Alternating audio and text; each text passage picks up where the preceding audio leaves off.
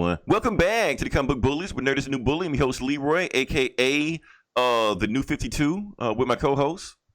This is Eli, second cousin to Forge. He finally know who Forge is. So we are back with another episode, and we are back with a new format.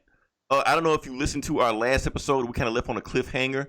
Dr. No had tied us up and was gonna, put sledgehammers to our crotch and shit like that. And how are we gonna get out of the situation? Well, we think we figured it out. We don't know. Yep. If not, we're gonna have a sledgehammer to our crotches. We'll figure it out at the end of this episode. But last and for those that are just checking in, the comics industry is completely fucked right now. There are no new books right now, so we have to find a new way. And there's no new books, no new movies either. Yeah, basically, this is our Infinity War. Yeah, this is our crisis. Well, our Endgame, our crisis. Our crisis, post-crisis. I put it like that. This is our post-crisis. We had our crisis last episode. Yeah, the snap happened. Fucking the Anti-Monitor fucking swallowed up all the fucking Earths. Right. And now we just scrounged around to see what's going on. We're sitting around with Captain America in therapy, in the empty Met Stadium and shit. So, anyway, we're getting off subject. Basically, what happened is all the comics are gone, so we decided to switch up our format. So what we're going to do, this format is completely focused on something. Actually, I've always wanted to do since we started this podcast, but just never had a chance to do it because the comic industry normally is always moving. So we decided to go back and decide to do a retro issue. And we'll get to in a second what retro issue we're going to do. If you see the banner, you know what we're talking about. Until then, let's just catch up on what everybody's is going through. Like I said, we're all going through a tough time right now. This coronavirus is really, putting us all through the pinch. Some people are feeling it worse than others. Unemployment is going up through the roof. The cases are going up. Death rates are going up. U.S. is in shambles right now. But we're here to make you have a good time. We understand there's a lot of bullshit going on right now. We want to make sure you're entertained listening to us. But I do want to say this, Eli, that I just like last week when I felt the pinch with Chick-fil-A. I'm not Chick-fil-A. Raising Cane's. I felt it again today with the NBA. Did they try to give you more coleslaw? They always try to give me coleslaw. Why the fuck do you give people coleslaw? Nobody ever wants coleslaw. Nobody eats it. Just give you extra toast, no coleslaw. Just put that on the menu. Just be done with it. That's what I'm talking about. NBA. Now, like I said, the NBA has been canceled. It's a Sunday. I'm chilling.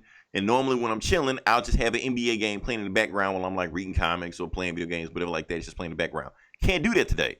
So I go on the NBA page like I normally go, and lo and behold, what do I see on there? They're actually playing NBA 2K on the NBA page. And the games they're playing are a simulation of the games that would have been played today. So I'm watching like, what the fuck is happening? But then after like the first, 5 minutes of watching it in the first quarter, I kind of got into it, That's a foul. Ref call that, So I'm getting lit on to it, anything like that. And then on top of that, that's when the player thing started where like the NBA players are having like an NBA 2K tournament, stuff like that. So since you can't have real sports, you're just going to simulate sports. NBA is so desperate to figure this thing out, they're going to probably bring a game of horse and play it on ESPN. Now, for those that don't know what horse is, when the one guy shoots the basketball with an H, the other guy shoots in the same spot plus O, the shit you play in the playground. They're going to do that in a real NBA, maybe. So, crazy shit. Did you watch WrestleMania? Not since the 90's. Oh, no. I guess it had. I didn't watch it either, but I guess they had it. They had it? I think they did it in an empty stadium. Yeah. Did the wrestlers I watched was it AEW a couple weeks ago in an empty stadium, and it was interesting. It was like performance art. Well, it is performance art, but it really is. Not having a crowd there makes it like one of those experimental like theater or something. Did they even touch each other? Were they scared to touch each other? Oh, they were doing everything. There's just no crowd. It was just like an air kick or some shit like in a bad kung fu movie. Yeah, and then when they try to do their promos and talk shit, and there's no crowd to cheer them on. It's really hard because stuff like that you kind of feed off the crowd's energy. So there's no crowd there, you have no energy. I guess they made it work the best way they could, but Yeah, it was kind of awkward. Like imagine You know, imagine Stone Cold not having the crowd while he was saying what. You know what I Maybe like one mean? person in the background said this about it. Or Bubba Dudley telling Devon to get the tables just by himself. You know, It just doesn't work. It doesn't feel the same. Yeah, But it just doesn't have that same pizzazz. yeah, but that's the thing. You kind of got to make do as best you can in these trying times. So everybody's trying to do give entertainment as best they can. TikTok is on the rise. I do have some good news, Eli, and I know you hate Will Smith with a passion, and that's fine. I've come to terms with that. But please tell me you love DJ Jazzy Jeff. His DJ. I don't. I don't hate Will Smith with a passion. I just don't care. Hate requires energy. I thought you like smashing the table anytime you come. A Men in Black commercial comes on, some shit like that. I just like I just sometimes he proves me like Suicide Squad. He was probably the best part of that movie. It's not saying much, Eli. It's kind of like a backhanded compliment. Well, that's bad. Like where the movie's so bad that even I liked Will Smith in that movie. Well, at least there's something good out of it. So Jazzy Jeff, I guess. Okay. Jazzy Jeff. Jazzy Jeff is his DJ. Back in the 80s when you was rapping, you always had your 1-2 combo with the rapper and the DJ, stuff like that. And DJ Jazzy Jeff got affected by the coronavirus. And it was like really bad. People saying all kind of crazy stuff like he had pneumonia in both lungs. He had coronavirus. He had, symptoms. He's in critical condition. So we didn't know what was going to happen to Jazzy Jeff. Then, this weekend, where they have all these DJ battles, things like that, Jazzy Jeff shows up on his Facebook Live. He's like, look, I'm not dead. I'm still alive. I had corona. It was really bad. I got over it. Let's get the party going. And he did a whole hour and a half of DJ spin and shit like that. We're like, okay, cool. Jazzy Jeff is okay. I'm just saying, we got to protect Jazzy Jeff at all costs. Yeah, I guess Idris Elba's better too. He's Black Superman. Of course he's going to get better. So is Tom Hanks and his old lady and Rita Wilson. I guess they're better. Yeah, I mean, like I said, there are people recovering. There are people recovering. Some people, are not going to make it. Some people are going to get hit. And April is going to be a tough time for all of us, So we just got to band together and just make it through April because we don't know how we're going to make it out on the other side of this. But stay the fuck home, goddammit. Please stay the fuck home. I went out yesterday and like, what the fuck kind of quarantine is this? Right, everybody just out and shit, Yeah, where's the dystopian future that I was like looking forward to? Like, there's all these motherfuckers out. Well, see, that's there in Mississippi. They're paying attention to it because the mayor. We're finally on lockdown, Eli. I know last week we talked about it. We're finally on lockdown. We have a curfew. Non-essential businesses have been shut down. So yes, when I did walk outside, it did look like I Am Legend. Oh man, I wish that would happen not around here, man. That's why I posted on my Facebook. Yeah, we're 1 week lockdown, man, and motherfuckers are out. Like cars are constant. I live right by a freeway. So that's constant traffic, man. And I'm like, what the fuck, man? Y'all are just having too much fun in the post-apocalyptic era. Yeah, like what the hell, man? Get the fuck home, man. Or else we're going to be out of work for even longer. Exactly. But guess what, Eli? Even though we're under curfew, I have my essential employee paperwork. Oh, yeah? You got your green card? You got your ID? I got my green card. Just in case if I ride through a green book city, because I am in Mississippi. Your papers. No, sir. I have my paperwork, sir. Hold on, let me grab my paperwork.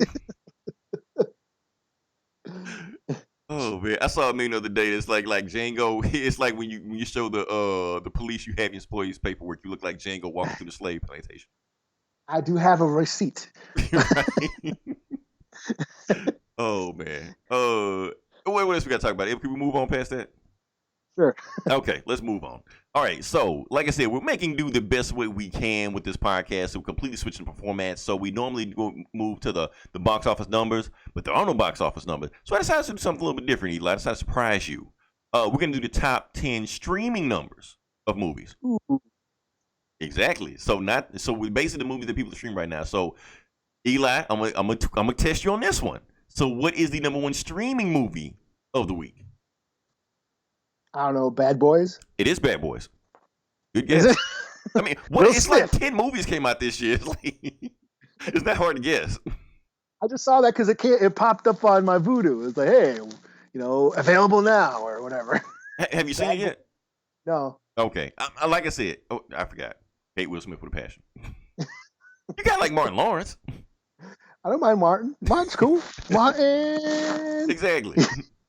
All right, so we got Bad Boys for Life. We got The Current War, director's cut, which I never heard of, but apparently it's a big movie. Sonic the Hedgehog, Practical Jokers, The Captain, whatever it is. Birds of Prey is on there. Way down there. Yeah, I saw that. I was probably gonna get that. I thought about it. Yeah, I'm gonna get Birds of Prey eventually down the road. We got Doolittle, The Inventor, Out for Blood in Silicon Valley, I think. The Gentleman. Yeah. Oh, that's good. I did see that. That's good. Yep. Clemency, and rounding out the list, Bloodshot. Okay, I do got that. I bought that. So you got Bloodshot and you got Birds of Prey. I'm gonna get both of those. I haven't gotten Birds of Prey yet. You said you're gonna get it, but you got Bloodshot right now. So yeah. So there's Rise of Skywalker came out, but like, I can't flow like that right now. I'm pretty sure when we revisit this list, Rise of Skywalker will be at the top of the list. People can talk shit about Star Wars all they want to, but at the end of the day, Star Wars is still Star Wars. It's going to dominate any streaming, any box office, anything you want to talk about. People shit on it, people hate on it, they still buy it. So that's one of the few things we can always count on. So yeah, like I said, that's the box office. Well, not even the box office, the streaming Fandango numbers that we have right there. And now, before we get into our review of what we're going to do today, Eli, I know you wanted to talk about some things. You want to get into it? Yeah, just what I've been watching. I mean, I haven't read much because there's nothing to read. There's nothing to read, so I just been kind of catching up on some things, and but I did watch a few the other day. Kevin Eastman live streamed from his house the Ninja Turtle. I guess it was like the 30th anniversary. Nice. Of the original Ninja Turtles movie. So he live streamed it, and he sat there and watched it, and like answered questions and had trivia. If you answered in time, you get he'll send you something cool and shit. Of course, he never answered my questions because there was like thousands of people all asking at once over the live chat. Yeah. So, but it was cool. He just talked. It was like watching a live commentary with the creator of the movie. He was like live tweeting and all this stuff. Yeah, it was like a Facebook Live. Yeah. Eli, Facebook did you Live. hashtag?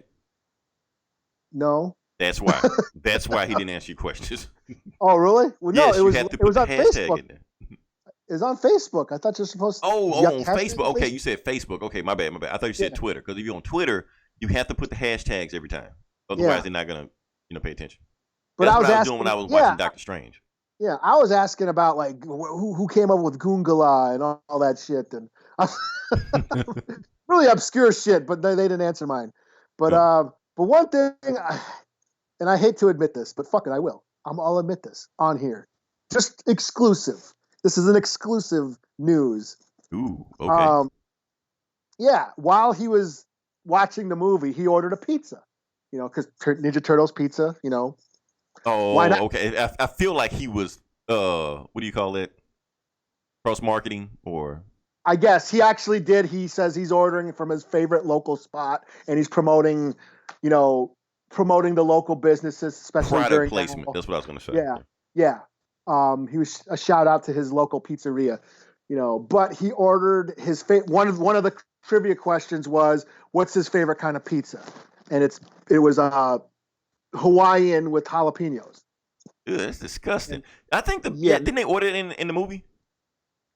I don't know. He said no anchovies. Order like some disgusting shit in a Teenage Mutant Ninja Turtle like cartoon and movies and shit like that. Yeah, he said no anchovies, dude. If you got anchovies on there, you're in big trouble, dude. I remember that. Right. But I don't know. I hate pineapple on pizza. I think it's blasphemy. Especially when I moved away from New York, and the first time I saw that, I'm like, what the fuck is wrong with these people?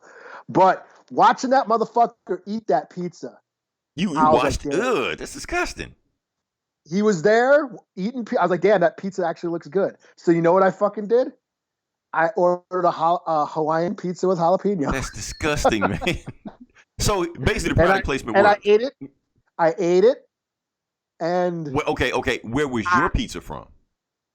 Mine was from Jets across the street. Okay. I live like kind of in a busy area, so the place I order is right across the street. Okay. Yeah, I ordered a Hawaiian with jalapenos. If the pineapple weren't there, it'd be awesome. Then it's just basically Canadian bacon and jalapenos. Right. You know. But yeah, just something about the sweet. I can't do sweet with my food or something. Like if I want something sweet, I'll eat a donut. You know what I mean? I Right, don't but it's need. separate, not like a donut on top of your burger. Yeah. Yeah, like that shit at KFC KFC. now, where they got the donuts and the chicken. I'm like, Yeah, people worried what about the coronavirus. That shit will kill you faster than coronavirus. yeah.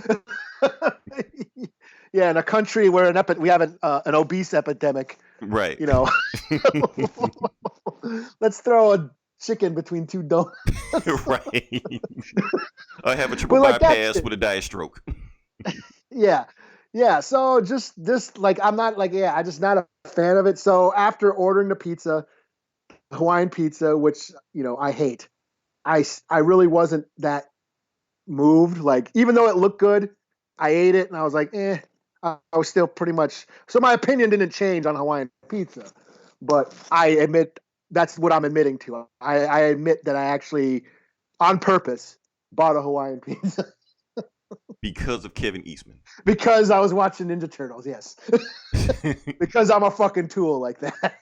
Because what, you thought that if you eat like shit pizza, you were gonna bang Julie Strain also or something? No, I just thought it looked good, so I want to eat that too. Because like he's eating it, and the turtles eat it, and I'm like, yeah, it'll be, You know like, what? It worked. It worked. At my like 11th or 12th birthday party, I had a birthday party at Pizza Hut. We all ate pizza only because I saw Ninja Turtles do it. So the shit Yeah. works. Like there's they got fucking Star Wars toys at McDonald's. Let's go McDonald's. Right. Let's go get a Happy Meal because The shit works. It's subliminal messages. The shit works. People want to complain about it. The shit works. Yeah, so pineapple on pizza is only acceptable under quarantine. Right. Things we learned in the quarantine. That's the point of the story. But other than that, yes. Also, it's comic book related. Watching the Ninja Turtles with Kevin Eastman was kind of cool, I gotta say. Yep. And at the time, I think it was like the highest grossing independent movie ever until I think Blair Witch Project came out or some shit like that. Yeah, and like it's if you read the old comics, that first Ninja Turtle movie follows. Well, see, they had no choice. They had no choice because they said that when they made the movie, like the cartoon, like anything that was created from the cartoon, they didn't have the rights to. So they only could draw from the source material of the comic. So that's why there was no Bebop and Rocksteady. That's why there was no Krang. That's why there was no anything like that. So they were forced to do the source material. Yeah, and it follows very closely to that original #1 comic. Right. You know, like and the like arc the City Leonardo, of War. Well, not the City of War arc, but the one where only thing different is like when the foot, when they attack, instead of Leonardo and beat the shit out of him, it was actually Raphael like to beat the shit out of. Yeah, because that was the Leonardo one shot that they took that from. Like even my brother, when he was like what 7 or 8 at the time, and he saw that, he's like, "That's not. They didn't do that." Like because I had all those old comics and he was reading them and he was like, "That's not right. It should have been Leonardo." Yeah. Well, who got? I think no. I think Leonardo in the movie got the shit beat out of him, but in the comic, I think it was Raphael. No, it's Raphael. It's vice versa. The comic was Leonardo, and Raphael. Whoever, it was the same thing, but it was a different turtle. Whatever it was. Yeah. We remember that much. So yeah. And so yeah, awesome movie, man. That's, honestly, I think it's still one of the greatest comic movies of all time. It was Jim Henson's last movie. Jim Henson was the one that did the costume design of the Ninja Turtles. Yeah. Yeah, he did. Yeah. And Golden Harvest. That's Raymond Chow's company. The guy who brought Bruce Lee, Right. He's Raymond Chow, the Hong Kong film. He worked with the Shaw brothers, and he's the one who discovered Bruce Lee. So, right at the beginning of the movie, Golden Harvest presents. I was like, holy shit, no shit. Like, I didn't even know that. Awesome movie. Yeah. Sam Rockwell is in the movie. He is Little Sam Rockwell. That was another trivia question. There's always a trivia question you ask about Teenage Mutant Ninja Turtles. Yes, he's in the movie. So. Yeah. Any other movie you want to talk about? Oh, I watched Dead Presidents. Okay. The other day. Hadn't seen that in a while. I've actually never seen it. You've never seen it? Oh, it's a great movie. I've heard. I saw it in the movie theater. like when it first came out. It's the Hughes brothers' second movie. Yep, they did Menace to Society, which I love that movie, and then they did Mm-hmm. that one, and then it kind of faded away. Yeah, then they kind of From Hell. They did another because they did a comic book movie called From Hell. Johnny Depp, Alan Moore comic. But Dead Presidents, I just found out the other day because I watched it that it's semi based on a true story, which I never knew. Okay, I didn't know that. Yeah. So I guess it's based on a guy's life, this Vietnam vet, and he wrote an autobiography. And yeah, it's based on events.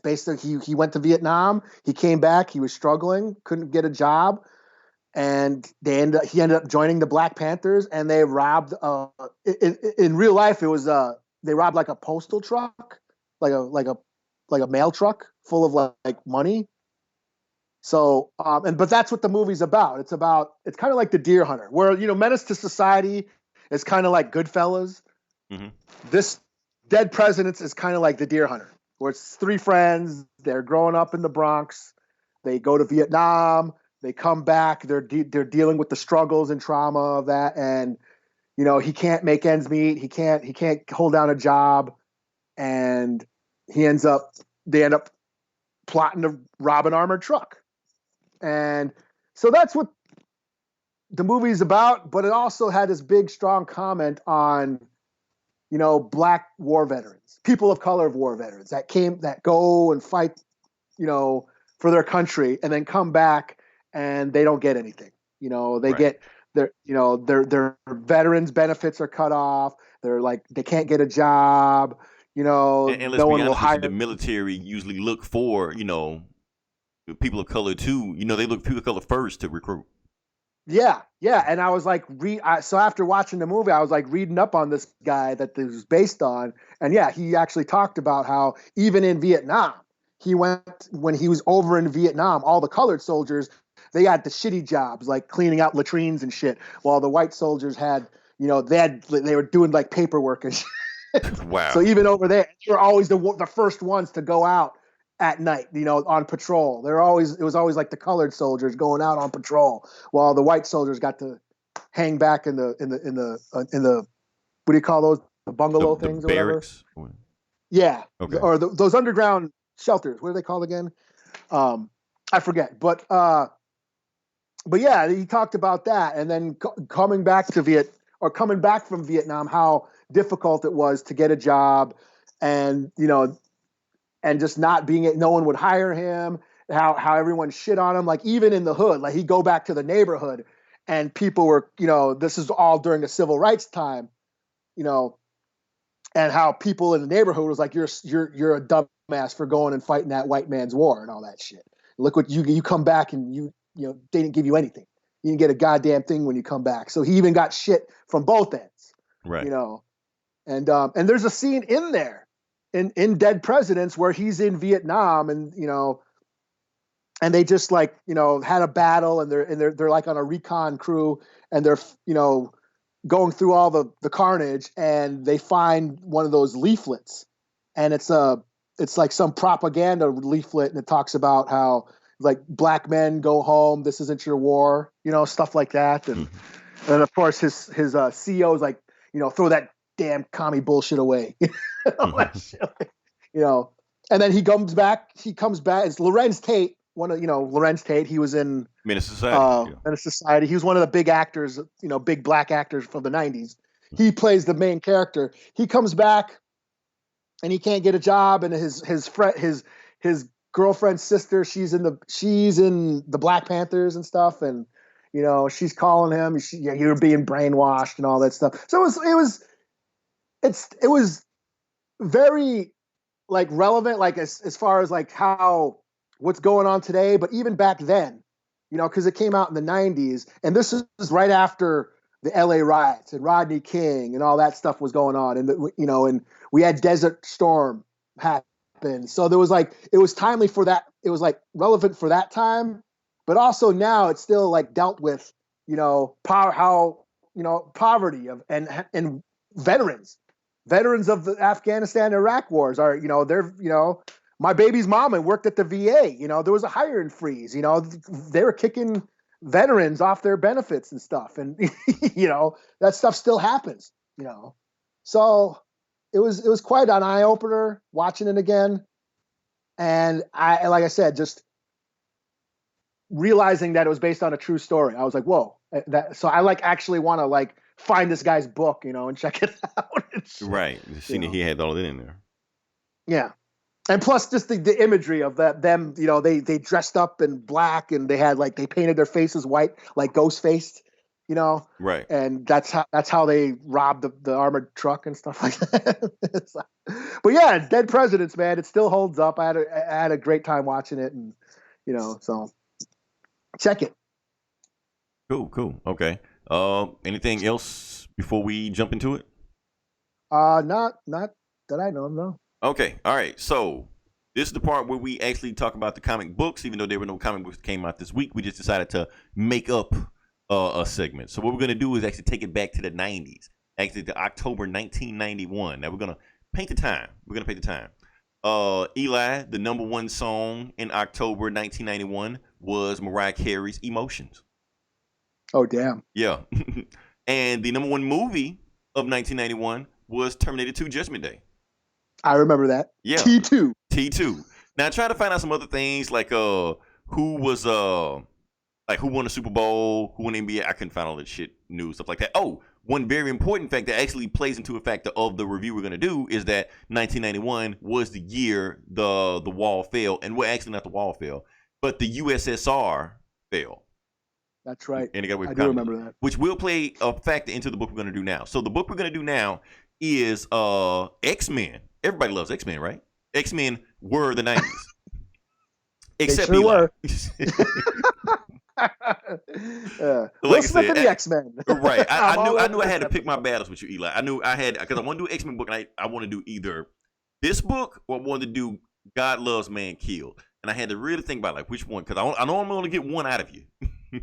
So I realized that God Loves Man Kills is more like an introspective book. We're talking about really digs into the dichotomy between mutant racism and classism and civil rights. Or do we want to do a Jim Lee, Claremont, Bing Bang, blockbuster summer event, whatever like that? I feel like if we're gonna do one, let's do a fun one.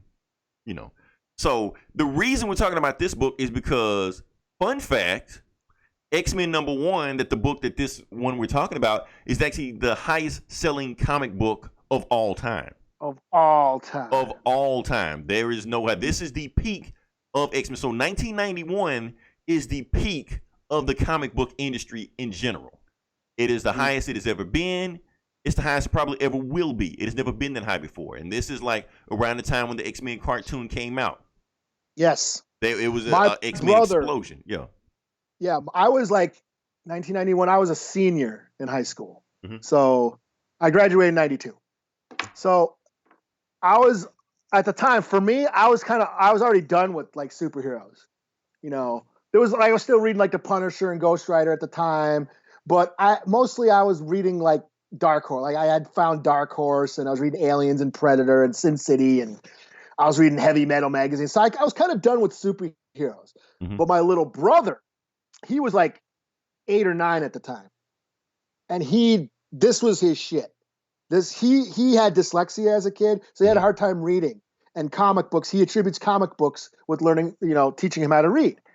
And he was all about that. Was right when they relaunched the X-Men and X-Men number one. And that's the thing, because people were thinking, oh, this is the first X-Men book, because people were looking at the cartoon, never heard of X-Men. So when they see X-Men number one, they're thinking, oh, this is the first time we're going to find out what the X-Men are. No, they actually been around since the 60s. It's like the 300th issue really they're putting out, but whatever. That's when Marvel realized that, oh, if we number a book number one, it sells more.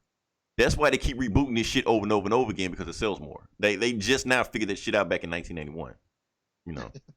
So, funny thing about it. And another reason why this book is actually really, really special is because it is actually the last story arc of Chris Claremont.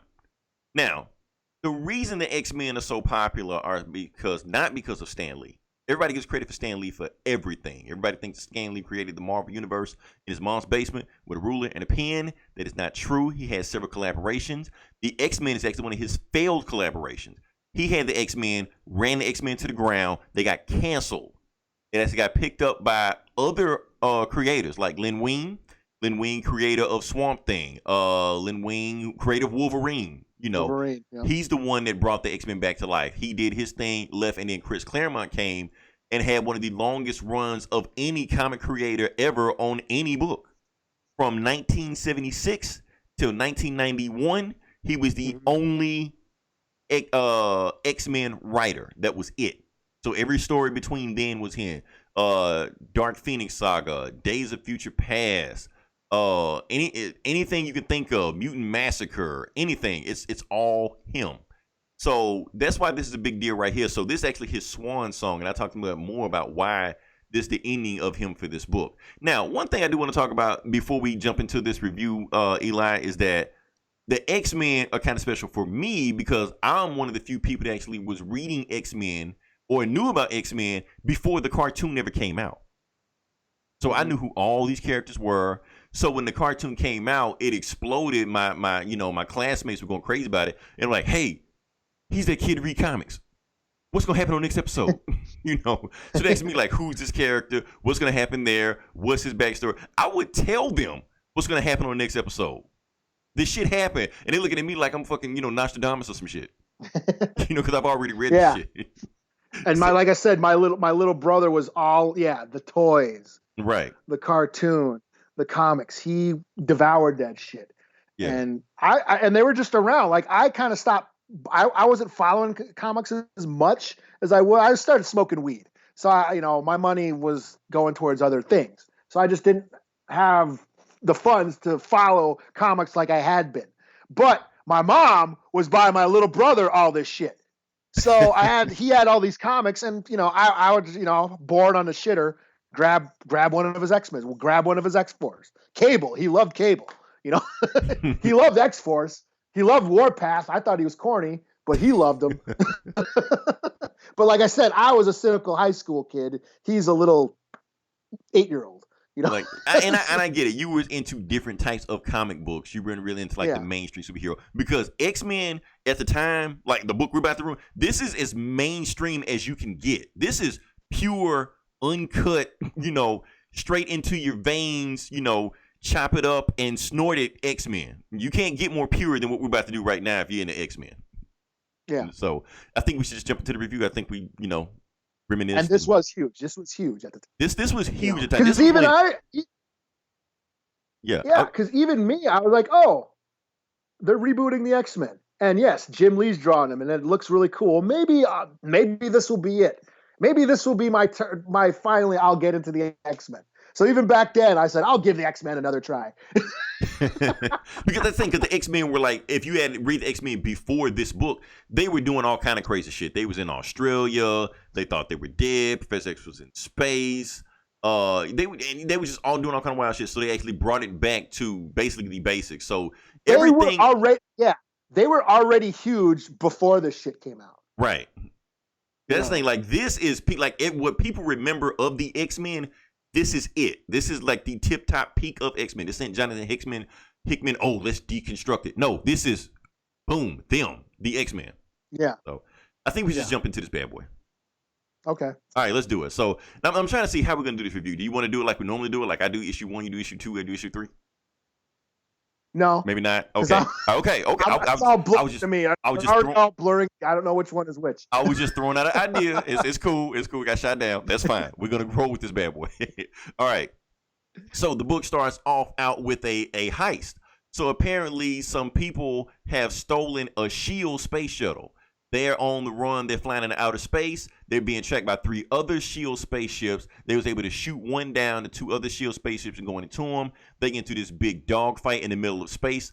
Where they're going, nobody knows. But all of a sudden, boom, they run into Magneto, who's out in space because his spaceship, Asteroid M, is floating 250 miles above Mother Russia.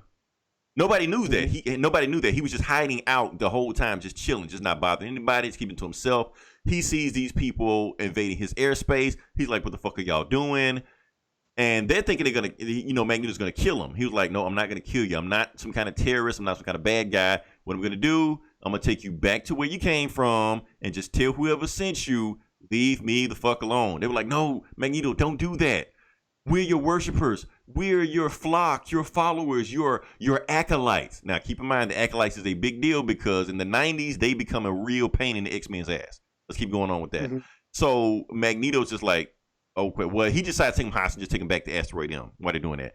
Meanwhile, because since Magneto has been chilling in Asteroid M, he's been uncontested. Nobody has known he's even been up there the whole time. But when he did that, Russia found out that he's there. The planet Earth has found out he's there. And Russia finds out he's 250 miles exactly right above them. They're like, okay, that is a problem. First off, we didn't even know Magneto was even still around. Now that he's here and he's this crazy ass terrorist, we need to exact the Magneto protocol. They're like, what the fuck the Magneto protocol? Like, get Moscow on the phone, get the White House on the phone. We need to activate the Magneto protocols right now. So the president, who's the president in 1991? Is it not Clinton? It was Bush. Bush Sr. Okay. Let's say it's Bush Sr.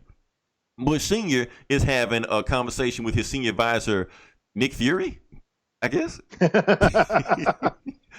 Not Samuel Jackson, the white one. Like I said, it's the 90s. So he's having a conversation with Nick Fury. Nick Fury trying to talk him out of doing the Magneto protocols. They're like, I know everybody else is itching to get at Magneto, but don't do it. Because if the Russians go up there and start a war with Magneto, we're going to have some real serious problems. He was like, so Nick Fury, what do you propose? He was like, I think I can put together a team. Because that's always Nick Fury's thing, So we cut to the X-Men, and it's like a 10 page long of just them training. And we know what this is. It's basically we're getting to know the X-Men. You got basically the training exercise is about they send two teams after to capture Professor X. Whoever captures Professor X wins. Archangel sends Colossus through the window, tries to get him. Jean Grey takes him out with a psychic attack. Gambit actually gets close to the window, but turns out he only captured an L&D, a decoy robot. But while he doing that, Wolverine is using all his distraction to actually get a hold of Professor X himself and puts the claws right in front of him. Bang, Charlie, you're dead. Fucking around with him and shit like that. Psylocke's bending over. Oh, yeah. Oh, man.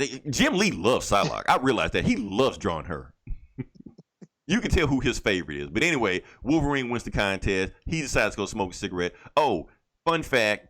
Comics actually, Marvel banned cigar smoking altogether in 2000. That was because of Joe Quesada. His father passed of lung cancer, so he banned smoking. Keep in mind, this is before that. This is the 90s. Everybody smoked. If you're smoking, Wolverine smoking, Gambit smoking, fuck it. If you're cool, you smoke. So while they're training, Nick Fury interrupts them. He's telling them all what's going on. Your buddy Magneto has reappeared. They're like, oh shit. And he's taking some hostages. Like, oh shit. And the Russians are inching to go up there, but I'm trying to give you a heads up about what's going on right now. And they were like, well, we all need to be prepared what's going on because we know Magneto. He's been a terrorist in the past. Leopard didn't change his spots. And Wolverine's like, oh, he's a leopard? I thought he was a man. Mans have past. Mans can change sometimes. That's the thing, because Magneto is a complicated character. Now, this isn't an origin or a reboot of the X-Men. This is a continuation of the X-Men. Magneto was an X-Man. He was their worst enemy at one time. Then he changed his ways. He joined the team and got in a relationship with Rogue and, hung out with him a while. But then crazy shit happened and he decided to go his own ways, whatever like that. And also, he was actually like the headmaster of the New Mutants. Like, he taught them how to fight and all this shit like that.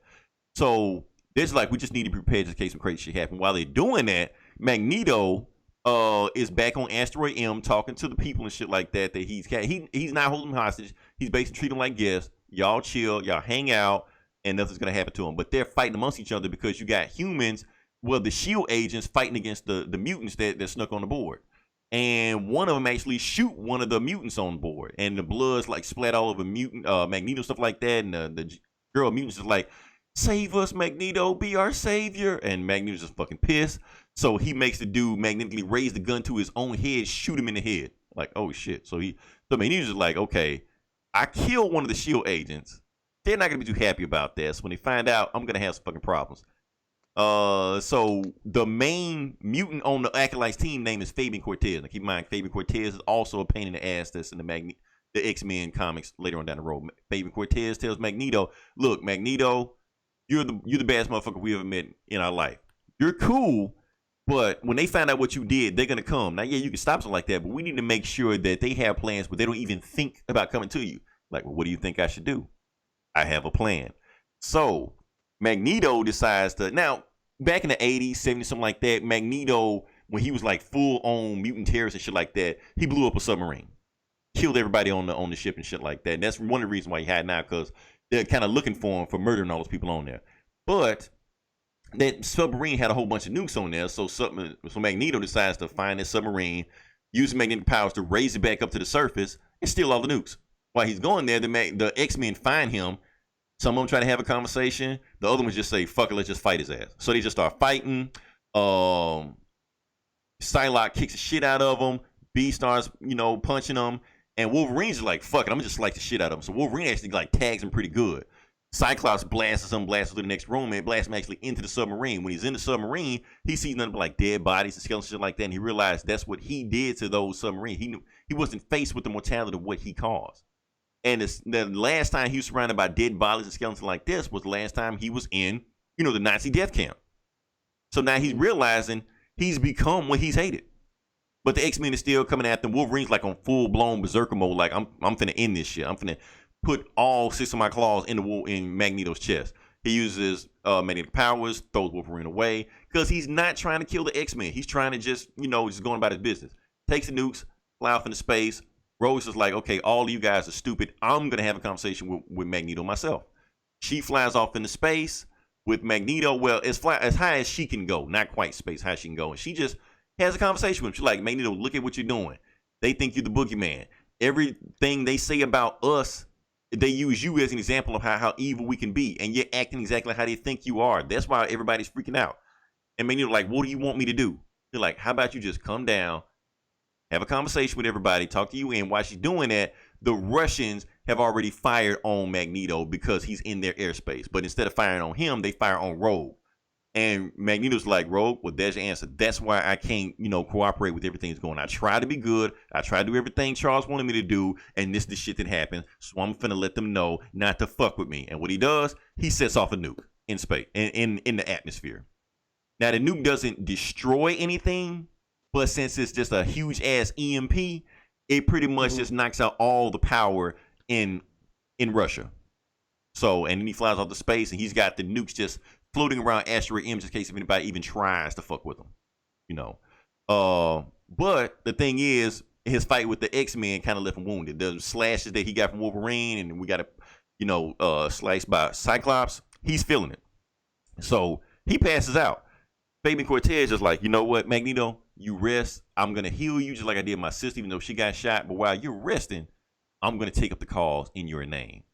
So Professor X gets a call to the X-Men, and she's like, "Okay, I know what's going on. I know y'all looking for Rogue. You can't find her after you set the nuke off. I got a call from Rogue. She's actually in Genosha. Why is she in Genosha? They don't even explain it. Whatever." X-Men go there. And the Acolytes, Fabian Cortez goes down there to try to pick a fight with Rogue and the Genosians just to fuck with them, whatever.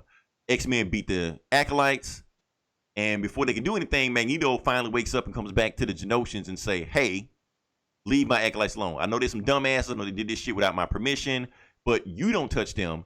That's my job to punish them. Otherwise, we're gonna have an issue." They get to another fight. That's the end of issue 1. You sure you don't want to do issue 2, Eli? Go ahead, man. Like, what happens in that one? Okay. Let's see. Yeah, the fight. Oh, yeah, it's the shit in Genosha. Yep. They fight some more. You know what? I'll do this one. I'll do this one because actually, it's issue 2 is actually a lot more stuff because they don't just fight. There's some shit about Moria and Banshee, and Magneto brings the house up to space, and yeah, that's actually something. Yeah, that's actually pretty. Yeah, that's some shit going on with that, which I wasn't familiar with. So you better do that. Okay, I would do that. I would do that.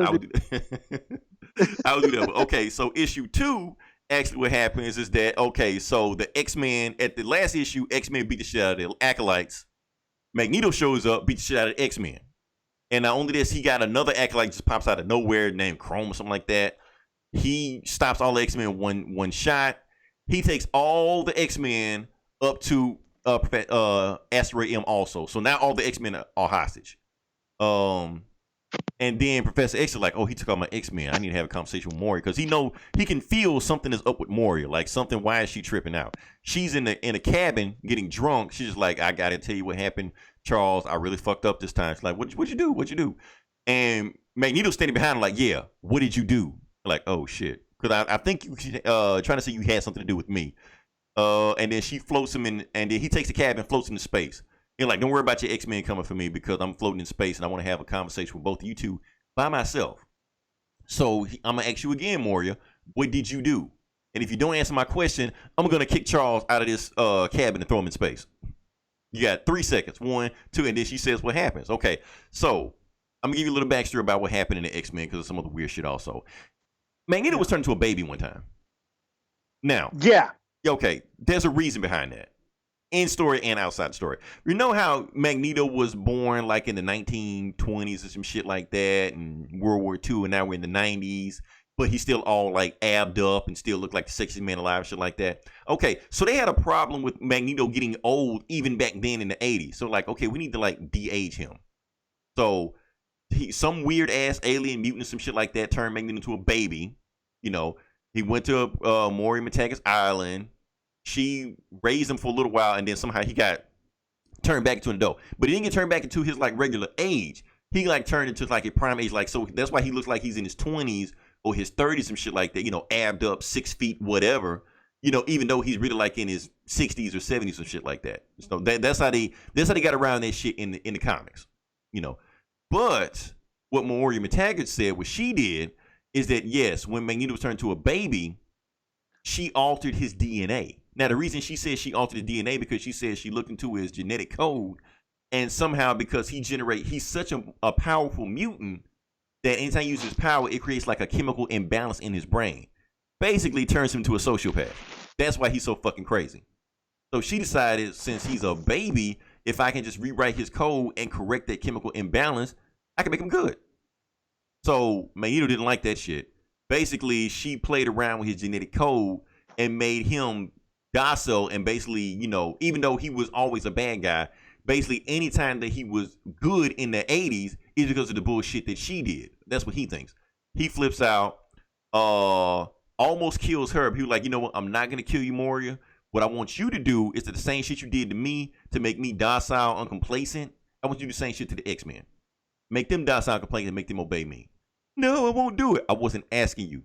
And then he almost chokes her, and she's like, okay, I do it. So she does it. Turn the X-Men and basically into the Brotherhood, you know. But that's just the X-Men blue team. Oh, I forgot to tell you, I actually make some shit. Professor X split the X-Men into 2 teams. You got the blue team, which is the cool team. Wolverine, Psylocke, Gambit, Rogue, the cool team. Then you got the gold team, Iceman, Archangel, Jean Grey, you know, the Colossus, the lame team nobody ever reads.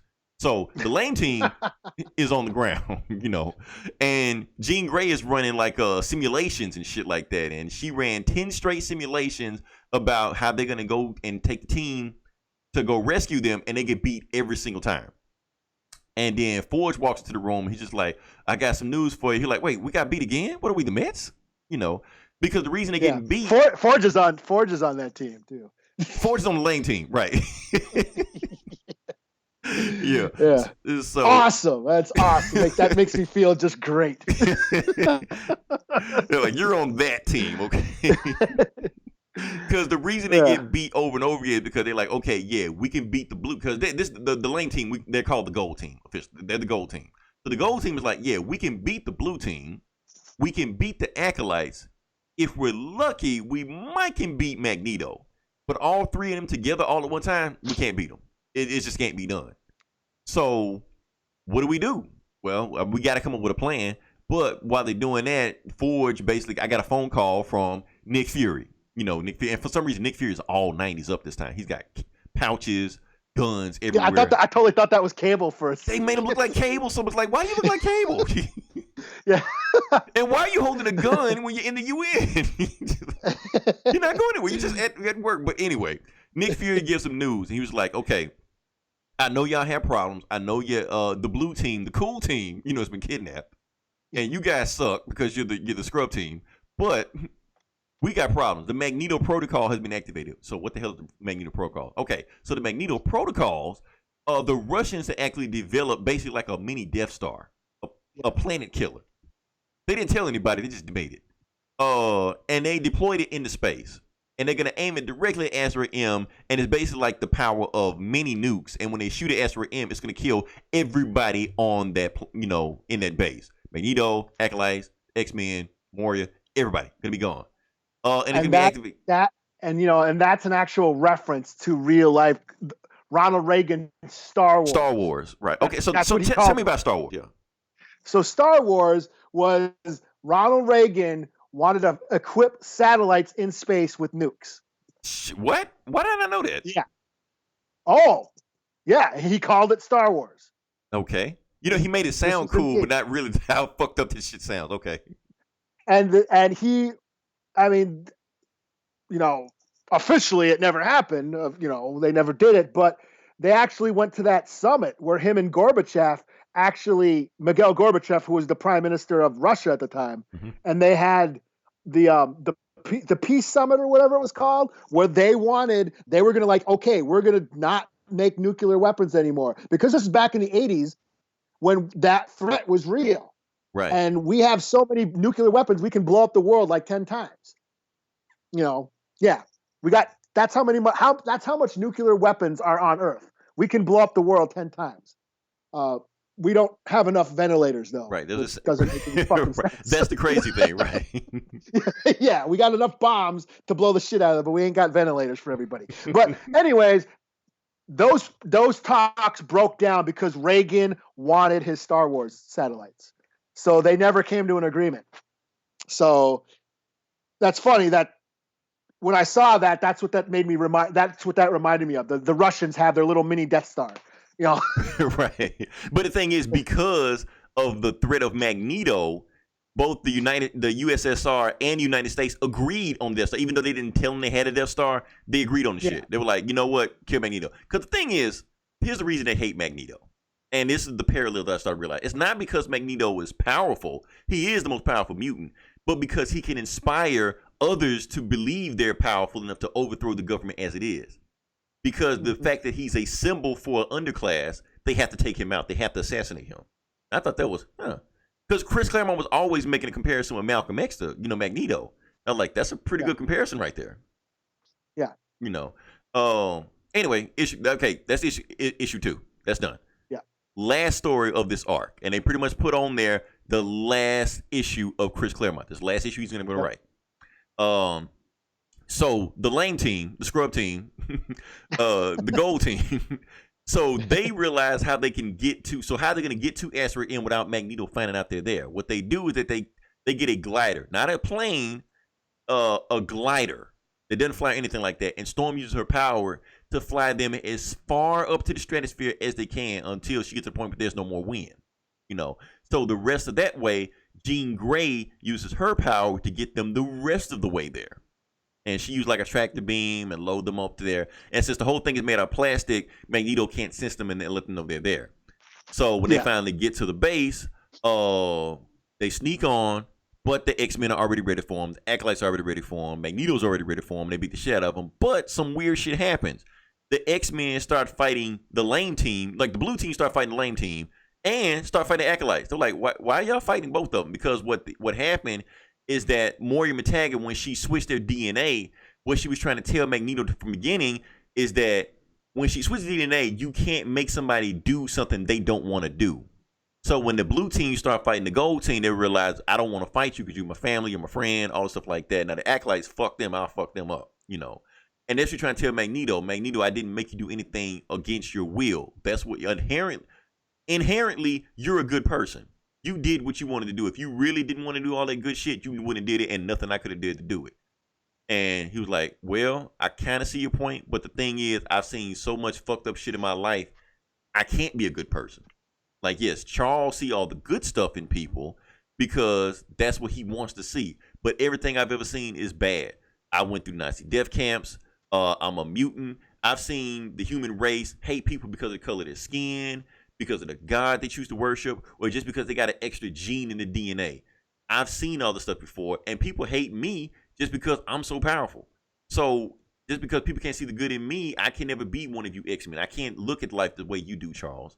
But while they're having all this philosophical conversation and fighting shit like that, that's when the Russian mini Death Star shows up, and blows a hole through Asteroid M. And while they're doing that, Moria also told you, and Magneto, all this bullshit you've been doing is the reason you were good at one time and now you acting crazy like that, because that fucker, Fabian Cortez. He's the one that's been filling your head with all this, this crazy shit and gassing you up thinking that you're some kind of mutant messiah and mutant terrorist stuff like that, even though you left all this stuff behind you, because he's an opportunist. He's really not healing you. Those wounds you got from Wolverine and Cyclops, he never healed them. He made you think they were healed. That's why you're actually getting weaker and you're dying the whole time. So while they have the conversation, they're like, okay, well, where's Fabian Cortez? He already hightailed it out of there. Fabian Cortez already took a jump ship and just flew off the base. And not only that, he activated the Death Star himself.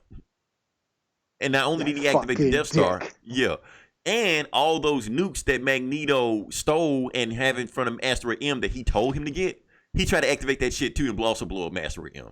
But Magneto knew what he was trying to do, so he deactivated the nukes before he could blow them up. But meanwhile, the Death Star is still just shooting at Asteroid M over and over and over again. So Magneto's like, tell you what, the X-Men, I'm going to let you leave. You get the fuck out of here. Y'all go. But like, Charles is like, no, Magneto, you come with us. Like, nah, I'm staying here. Because I'd rather die like a lion than live like a sheep. And all the other acolytes stay with Magneto. While the other man, he forces the X-Men into like a pod ship and fly them out of there. But right before, Asteroid M completely blows with the Death Star, completely blows it up, he lets his inner thoughts talk to Charles. And him and Charles had like one long conversation. And I love this conversation because it pretty much sums up everything that Chris Claremont was trying to say with these X-Men books. He's trying to say, just what I was saying before, that because of I saved you X-Men for two reasons. One, because I love my people. Even though we never see eye to eye, I love my people, and I always make sure I protect them. Now, Charles, me and you may disagree on a lot of things, but on that one thing, we will agree on. That's pretty much the only thing we'll ever see eye to eye on. Because your outlook, you always wish for hope. You always look for the best in people. You hope one day that the humans will accept you as one. Me, on the other hand, because I've seen the worst of people and seen so much fucked up shit in my life, I know they will never, ever accept us. And they will do one thing and just try to kill us all. And that's actually the second reason I let you live, Charles. Because when it's all said and done, I want you to realize that the humans are going to let you down. They're going to break your heart. And at the end of the day, you're going to say, I was right. And when it happens, Asteroid M blows up, Magneto dies, never to be seen again. Ever, ever. He's probably back like 5 issues later, some shit like that. But yeah, and that's the thing they said. They were like, basically with the outcome Magneto had and the hard life he's had, he can never see the outlook that we had. And we hoping that I'm seeing the right way. Charles Xavier still has doubt in his head that he's seeing the right way, but he said, I'm hoping I see the right way. But I guess only way to know is to tell in the future. And they fly back to Earth, and that's it. Last issue Chris Claremont ever wrote. That pretty much that conversation between him and Charles sums up 17 years of his storyline, and that's it. So that is the end of an era of X-Men that we know. Then they go on to some other weird shit like Omega Red, and I'm not talking about this shit. Do you want to talk about this shit? Omega Red, yeah. Omega Red shows up. Yeah. Okay, let's talk about it. And then they launch into like what you think is going to be a really cool Wolverine story, and not really. That's the thing. Okay, and this is the moment. This is the moment. Let's get this. Yeah, let's get rid. Let's talk about this first before we get into Omega Red. Okay. That ending is what made this arc for me. Right. Like that's what I found most interesting. Now, reading this again, right away, just getting through issue 1, I was like, holy shit. Now I remember why I could never get into this. Okay. Because it's okay, it's because so you just see like a wall of text up there. Yes. Well, it's just so, because even back then, like I said, I was never a big X-Men fan, and here, like, okay, they're renumbering a number one. It's a relaunch. Okay, I'm gonna get into X-Men. I'll give X-Men a chance this time, and this will be, I'm gonna, give a conscious effort into, to give X-Men a chance. Mm-hmm. And this is, like I said, I was in high school. I was like senior year, and my kid brother was reading this shit. So I tried it again, and I was like, holy fuck, it's still the same old soap opera, convoluted storylines. There's like so much shit going on that I was just like, okay, I still don't know what it's at. I just want to see Wolverine and like this like 20 other story arcs going on. I'm like, Right. this is a number one, Right. So at the time back then, I was like I said, I was exhausted. Now, all these years later, I think, it comes out. It's basically a Magneto story. Right. And to me, he's always been the most interesting character out of the X-Men universe, Mm-hmm. So that's what the focus is of this story. And that's what I responded to this time around reading it. It's like, oh yeah, this is a Magneto story. This is basically him trying to redeem himself. Right. He's trying to, he left. He's like, he pulled a Dr. Manhattan. I was like, fuck this Earth. I'm taking off. I'm Right. gonna go live in space, and he's still he's like, I don't want to have anything to do with humans, but they keep fucking with me, and Right. they bring the war to his doorstep, and he responds as such. And even though he has the power to like lay them all to waste, he still has the light inside him. Like when he sees the dead bodies in the submarine and he realized what he's done, Right. and then when he lets the X-Men live at the end, and yes, that conversation that him and, Charles have at the end is so great. It just makes him still, for me, he's still like one of the coolest characters. I don't agree with them a lot, but I find him interesting, Right. more so than Wolverine and all that. And, I mean, because he fought the X-Men like 3 times, maybe 4 times in this whole arc, beat them every single time, like effortlessly. Yeah. And basically trying to show you that I could have killed you, but because I'm not the guy that you think I am, I'm not going to do that. Yeah. The conversation he has with Rogue out in space when the nuke goes off, she's making him realize, like, and then they actually join him. I mean, they actually join him at one point. Like, you're right. Right. So that was all interesting. So reading, because I remember like reading it like back then, grabbing the book, opening it up, and right away, Magneto's in space. Oh, Jesus Christ. Right. No context like right away, is just there, like what the fuck? No one, like I said, I stopped reading superhero comics. I stopped reading Marvel almost altogether. I mean, I think I was still reading Ghost Rider at the time.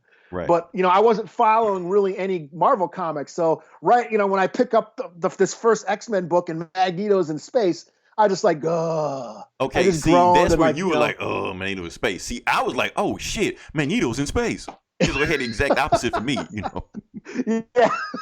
Yeah, so like I said, I just wasn't into it, but now all these years later, going back and rereading it, it's still very convoluted. There's still 1,000 storylines going on. I can't stand Gambit. He is literally annoying. Like, not just me. He annoys the chicks around him. Right. Like everybody's annoyed with right. More Shetty. He's fucking Pepe Le Pew. You know what? Gambit is like a perfect example of the changing of the guard. Now, like we talked about Chris Claremont in his last issue. Now, I actually watched a documentary on Chris Claremont. Here's the thing. Chris Claremont was fired from this book. Oh, really? Yeah, he was fired from this book. That's the thing. He didn't leave on his own volition. Here's the thing.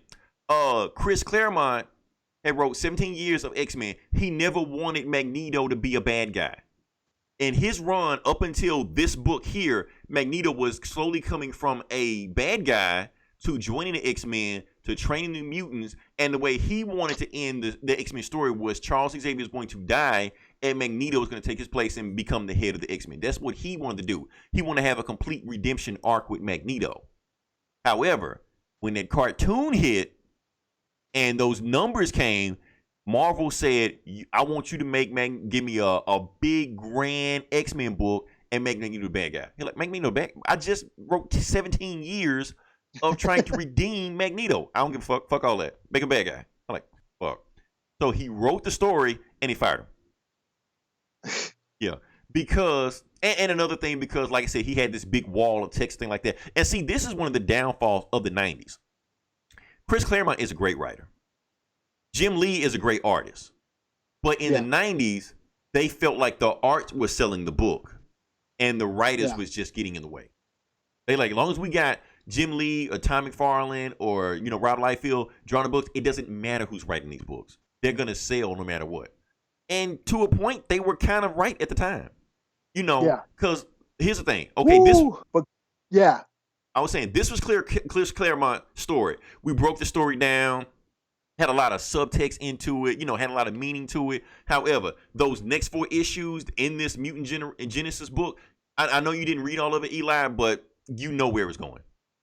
Yes, and I can totally tell the you know, because Jim Lee did wrote the plot. It said, you can totally tell, and that's like when you read like the old issues of Spawn and even some of Todd McFarlane's run, how bad of a writer they are. Right. That's the thing. That story was all like this 3 arc. Even I liked it, but the next 4 issues of it was all over the fucking place. Like people just popping up out of nowhere. You don't know what's going on. Is Wolverine like fighting people or is he knocked unconscious? Where did he get this thing? Like it doesn't make any sense. Yeah, you know? Let's flash back 24 hours ago. Like, why? He would have a flashback, like one panel, then go back to the regular story. Like, what the fuck are you doing? Yeah, and like, okay, and here's Mojo. Like, what the right? Like, what the fuck's he got to do with it? Right. Like, I didn't want to see Dazzler. What the fuck? You know? I just want to see Omega Red and Wolverine throw down. And... Right. He threw all this other weird shit in there. And the story didn't make any sense. And it's exactly like everything you said. It's like everything that you always said was bad about the X-Men, Eli, it was right there in those 4 issues. Like everything Eli said about it. Like it's a soap opera. It just drags his feet. It's overly romantic, like some kind of like some CW show, like when Gambit's playing basketball just to get a date with Rose. Oh yeah, there's like 5 pages of them playing basketball. Right. You know? But that's an old X-Men trope. They always play sports. They always say, "Don't use your powers." Somebody use the powers. For 5 fucking pages, you know. Yes, like I said, everything you said about X-Men is right, Eli. I'm saying you're right. Just so we could see Rogue in a swimsuit and you know, that's even Jubilee and gym shorts and shit. Psylocke, when they in a meeting, they call Cyclops called everybody to the meeting. Psylocke, I was taking a swim in the pool, so she's in a bikini the whole time. Yeah. So all she does when they go on a mission is put on a jacket with her bikini. And they fly off, and she's still in the bikini, like calling out orders and shit like that. Like, what the fuck are you doing? This is shit they were selling to us. She's going on a mission in a bikini. Oh man, everything you said, Eli, it can't. Kicks everybody. She's always spread eagle, and it's always a full frontal shot of her coming at us, like which you know you can see tits and ass at the same time. Like, how does that work? I'm not complaining. Those are my favorite panels, but still. Like he zooms in on Rogue and shit like that when she's talking. Like, yeah. Oh man, but that's the thing. It was like a dichotomy between it because you got this. But here's the thing: Jim Lee's writing fit his art style better than what Chris Claremont was doing.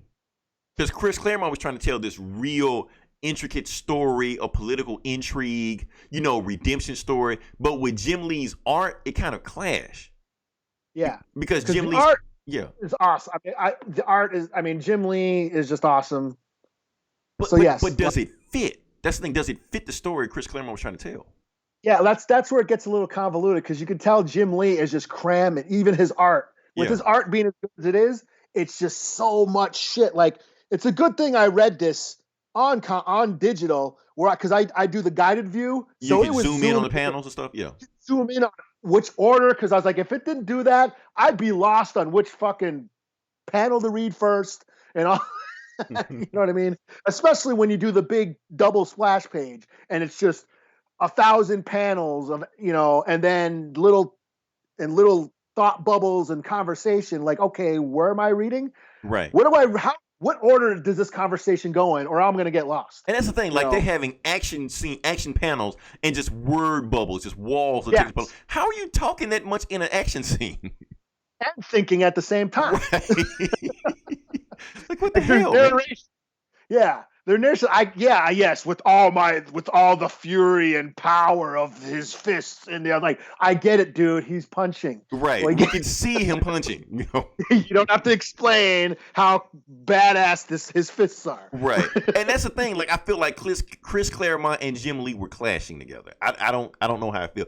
I don't know if now Jim Lee shouldn't write this book. I know that he's a terrible writer. We can tell that with the 4 issues he was writing. But I guess. He didn't fit with Chris Claremont because Chris Claremont was throwing in all these different subplots and storylines, and everybody had their own thing going on. He needed a artist with a more realistic take on these characters. But I guess in the 90s, they didn't really work. Everybody in the 90s pretty much had the same style. It's not like it, and that's one thing that's different with comics now, that people do have their style. You have people doing superhero-y shit like this, but then you have like real, artists that draw like more realistic tones and things like that. Like Ivan Rice and not Ivan Rice. What's that other guy? The guy that did Ultimates. I can't remember his name. But anyway, they have guys that do more realistic artwork. And with the type of storytelling that would tell, this type of story that needs to sell. But if we had that, would it sell like it did? We're Monday morning quarterbacking on the best-selling comic of all time. Yeah. And to tell you the truth, I don't know that like I said, my brother loved this shit. I don't know that he picked up on it. But he liked collecting it. Like, I remember, because he had the #1, and I remember taking him to the comic shop. Mm-hmm. And like, dude, here's all the back issues. And his face just lit up. Like, holy shit. And he had it was 1 through 7 or 8 at the time. And I'm like, I can fill in the gaps of the ones that he's missing. He just lit up like, oh my God, I didn't know these existed. And, so right. He was able, because there was so many of them at the time, so so many different variants and stuff like that. He was able to complete his collection, but I don't know that he understood all of what was going on, at the time, because he's a little kid. Right, and it's like the art sold the book. I'll be honest with you, Eli. When I read this book, it's a lot of subtext that I didn't get when I read this book earlier. I do remember Jim Lee's artwork was awesome. I do remember that. I was like, ooh, look at these panels. Ooh, like when Archangel was throwing Colossus through the ceiling, I just looked at that panel. I was like, that is a gorgeous panel. Regardless of what's happening. And there was so many panels like that. Yeah, and that's what pushes the issue. That's what keeps the page turning, is the art. Right. And and even back then, I can't remember exactly what was going on at the time, and I probably wasn't paying attention as much, but the art was cool. The art was really cool. I mean, then we had Wizard. I mean, right. So looking back on this, like, it's been so many years since I read this, but looking back on it now, I can tell why it was such a big deal. And even with that first story and how the first 3 issues are very well written, but as I was reading the next story, it's not well written, but it still looks awesome. Right. And that's the thing. It still looks great, and just the covers, I can see, why people were just, gotta have it, and why there was 1,000. They had X-Force and Excalibur, and just new characters just kept popping up all over every place. Cable and Deadpool eventually came out, and even when old characters do show up, Jim Lee redesigns them. So Sabretooth shows up. Oh, I don't think you made it that far, have you? I was on. No, he hasn't. No, I read. You haven't made that far. Okay, you probably won't. But anyway, Sabretooth shows up, has a new design. He's wearing like a 3-piece suit and has a girlfriend. Okay, remember Marvel vs. Capcom? When you ever played with Sabretooth on there? There was a girl that was with him, on his win scenes. She was there in the book. That's her first appearance. Probably her only appearance, but whatever, So he's just wearing like his 3-piece suits like that. Okay, he made Sabretooth like super cool. So that's the thing. He was always redesigning these characters. The one with the cover with Psylocke and Sabretooth and right. Along came Sabretooth. Yeah. Psylocke get brainwashed or whatever. Fuck, it doesn't matter. But that's the thing. The artwork was awesome. Jim Lee do his redesigns like that, because that's the thing. Like the designs that we're looking at on the X-Men in this banner right here, that's the design that people think about when they see it. 'Cause that's what designs that came from the cartoon, and they took it directly from Jim Lee's art, and it's amazing. Yeah. Even like if he was redesigning Magneto, it's just like some simple stuff, but the way he did it is iconic. And there was all those variant covers. There was like how many different covers for that number one? Yeah, wait a minute, like 4 or 5. It was like, yeah, but it made this banner though. it made it better because each each cover was like each part of it was a cover. Like it made a whole cover, so you had to get the whole thing to get the whole cover. Yeah, because you got like hang it Cyclops up and Wolverine. That's what everybody wanted. Cyclops and them, and then you got the lame team. You know, there was that one which is Magneto on the cover. Right, then you got Magneto. So you had to get all the covers to get the cover. So yeah, it was, and that's another reason why it probably, you know what? Poster. So this book basically taught the comic industry all the wrong lessons. Make a number one, make a shitload of covers, and there you go, and sit back and collect money. And it worked for a time, and then it didn't work anymore. So I don't know. Yeah. I don't know. Anything else we got to talk about X-Men? I think like I said, I'm not going to talk about those other issues because they really suck. You can finish Eli, but it really sucked. It is a big drop off on the first 3 issues. I was gonna finish them. It's just like, okay, it's getting late, and I'm not done yet. And if it's gonna take me at least an hour to get to finish this shit. Yeah. So that's why I said, hey, aren't we just doing the first 3 anyways? Right. That's the thing, because like I said, it's the first 7 issues. Now, like the first 3 issues, really all I really need to talk about because there's no substance to those next 4 issues. Just people just popping up, weird ass stories, weird shit happening all over the place. It doesn't have a rhythm or a flow to it. It's just Jim Lee's artwork. That's all. Yeah. Yeah. You can just draw shit. So there's really no reason to review it. X-Men villains pop up that never show up again. The upstarts. Oh, they're iconic classic villains like that, you know. So I don't know. Other than that, shoot, can we wrap it up? Let's wrap it. Yeah, we weren't gonna do like a 2-hour thing or anything like that. We're just gonna get in, get out. Next week we'll do something else. Like I said, we're working out the kinks. We're figuring this thing out. But we'll see. We go from there. Hey, if you want to do that other X book you were talking about the gods or whatever, God Love Man Kill. I don't want to do 2 X-Men books back to back. I do want to get the God Loves Man Kill eventually, but I want to do something else because. All right. I want to switch it up. That actually sounds like when you were explaining that, I was like, damn, that sounds interesting. Yeah, and that's the thing, like that book has some meat to it. It's not like that Jim Lee bullshit. Especially because I'm reading this Omega Red shit, and I'm like, that actually sounds cool. Right. That's the so we could have did God Love Me, and we probably will. We'll see how this pandemic lasts, anything like that. We get to run to it, but I want to spread the love out and do some other books also. You know, I don't know what we're gonna do next week, but we'll figure it out and let you know. If you listen this long, definitely like, share, subscribe. We have other podcasts. We have Comic Cast. I have no idea what the fuck they're doing. Eli, you listen to them. What do they do?